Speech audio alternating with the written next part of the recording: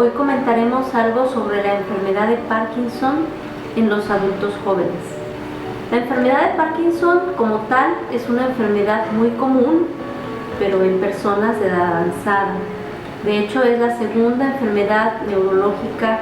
más común en los Estados Unidos, una enfermedad degenerativa, la segunda más común en Estados Unidos después de la demencia tipo Alzheimer. Sin embargo, lo esperado o lo común en estos casos es que su inicio se dé después de los 60 años de edad. Cuando la enfermedad aparece antes de los 40 años de edad, hablamos de una enfermedad de Parkinson de inicio temprano o en el adulto joven, lo cual involucra solamente aproximadamente el 5% de los casos. Es una enfermedad cuando se presenta en edades tan jóvenes, generalmente tiene una causa de tipo genético, una causa hereditaria, autosómica recesiva, ¿no? Así lo determinamos nosotros, y esto es básicamente por herencia. A diferencia de la enfermedad de Parkinson que se ve en los adultos mayores, que esto es más que nada por un proceso degenerativo del sistema nervioso central, del cerebro, que se observa con la edad avanzada. Cuando aparecen los adultos jóvenes, los síntomas y los signos no son diferentes a los que se ven en los adultos mayores. Básicamente siguen siendo los mismos síntomas. Sin embargo, la discapacidad que llegan a producir esa enfermedad es mucho más frecuente, puesto que se presenta en edades mucho más tempranas y tenemos mayores complicaciones por los años que llevamos padeciendo la enfermedad. Hablando de la causa, ya dijimos que es de origen familiar o genético cuando es en adultos jóvenes, y es básicamente por la pérdida de neuronas a nivel del cerebro, y que están ubicadas principalmente en algo que nosotros conocemos como la sustancia negra. Estas neuronas básicamente se encargan de producir sustancias que inhiben nuestros movimientos. Cuando no hay estas neuronas se pierde esta capacidad de inhibir movimientos, y es por eso que empezamos a producir movimientos de tipo involuntario, que es una de las principales características de la enfermedad de Parkinson. Los signos y síntomas entonces predominantes siguen siendo los que se ven ya en adultos mayores, pero se presentan, como repetimos, en edades mucho más tempranas. Rigidez, temblor, movimientos lentos, y aunque si bien es cierto que los problemas musculares o los problemas de tipo de movimiento son los más frecuentes que se ven en la enfermedad de Parkinson, hay otros síntomas que se presentan, principalmente trastornos del sueño, trastornos en la motilidad del esófago, que nos pueden producir en etapas más avanzadas problemas para deglutir, ¿no? Incluso hay muchas personas que pueden fallecer por broncoaspiración,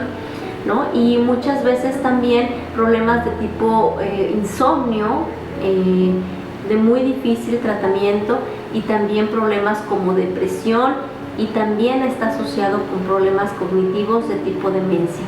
Hablando de los síntomas motores, que son los que predominan o que son tal vez de los más frecuentes, cuando menos al inicio de la enfermedad, los síntomas de temblor, cuando sobre todo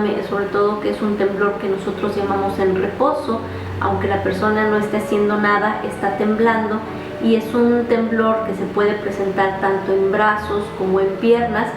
que en los libros anteriormente se llamaba como en cuentamonedas por el tipo de movimiento que se realiza. Y también la rigidez, las personas se refieren como estar acartonadas, pueden perder mucha movilidad a causa de la rigidez, esto nos va a llevar a muchas condiciones como trastornos de la marcha, caídas y a la larga mucha pérdida de la movilidad. El problema cuando se presenta a edades más tempranas es que se llevan más tiempo los síntomas, y esto da la oportunidad a que las complicaciones se presenten ya para edades como por los 60 o 70 años, ya tener las complicaciones mucho más establecidas de la enfermedad de Parkinson, a diferencia de cuando empiezan en los adultos mayores, que las complicaciones pueden, a lo mejor las muy tardías, no verse por el tiempo de vida o por la expectativa de vida que ya se tiene para esas fechas. Otra de las características importantes en el Parkinson del adulto joven es el tipo de tratamiento que nosotros debemos ofrecer. A diferencia de los adultos mayores, en que podemos tener un poco más de tiempo para utilizar medicamentos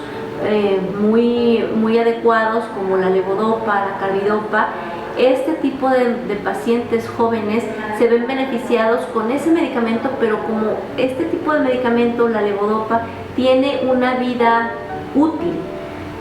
unos años nada más que lo vamos a poder utilizar, porque después empieza a perder su capacidad de beneficio y entonces también puede aparecer complicaciones tardías por el uso de la levodopa, que pueden ser otro tipo de movimientos involuntarios. Al ser esto un efecto indeseable de la levodopa cuando se utiliza por muchos años, es un medicamento que, aunque podemos utilizar en adultos mayores, no conviene iniciarlo en adultos jóvenes, porque queremos prolongar el tiempo, de que tenemos que en algún momento usarlo, pero queremos prolongar el tiempo en el cual podamos utilizarlo, precisamente para evitar las complicaciones tardías de este tipo de medicamento. Entonces, en este sentido, es otra vez diferente el tratamiento entre adultos jóvenes y adultos mayores.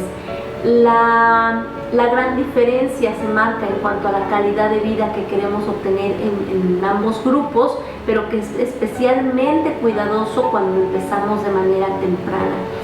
No existe una forma de diagnosticar hoy por hoy la enfermedad de Parkinson, ni en adultos jóvenes ni en adultos mayores, hablando de alguna prueba o algún examen de laboratorio en sangre o alguna prueba o examen con imagen. El diagnóstico hoy por hoy de la enfermedad de Parkinson, tanto en adultos jóvenes como en adultos mayores, es únicamente clínico, es únicamente conforme nosotros vemos, apreciamos, exploramos, interrogamos al paciente. Sí podemos utilizar algunas otras medidas, algunas pruebas para descartar que no sea este proceso debido a algún otro factor que no sea la enfermedad de Parkinson, a lo que llamamos nosotros parkinsonismo. Incluso algunos medicamentos pueden producir movimientos anormales que son muy parecidos a la enfermedad de Parkinson y que nosotros debemos de interrogar antes de catalogar a una persona como paciente con la enfermedad de Parkinson. Sin embargo, a final de cuentas, el diagnóstico sigue siendo clínico, únicamente con la exploración y el interrogatorio que nosotros como médicos realizamos a los pacientes. Volviendo un poco y retomando el tema de los medicamentos, incluso hay medicamentos que hoy se está comprobando que retrasan la progresión de la enfermedad, porque, como sabemos, no es una enfermedad que se cure, es una enfermedad que se controla y se trata de mantener el mayor tiempo posible de manera funcional a los pacientes. Pero contamos hoy por hoy también con medicamentos que no solamente nos hacen tener mejor control de los síntomas, sino que incluso están demostrando disminuir la progresión de la enfermedad, y tal vez en todas las etapas sea conveniente, pero tal vez en los adultos jóvenes esto cobre especial importancia. Desafortunadamente, al no ser lo común en un adulto joven, y es una enfermedad que esperamos más ver en adultos mayores, puede pasar desapercibida, o incluso la persona no acudir a recibir atención médica, sino hasta que ya realmente empiezan a haber complicaciones más tardías. Y es por eso que se hacen este tipo de programas, para que las personas, si tienen algún tipo de problema o síntoma, aunque no parezca estar de entrada en el grupo de edad normal para esperar este tipo de problemas, que se acerquen para ser valorados. Eso.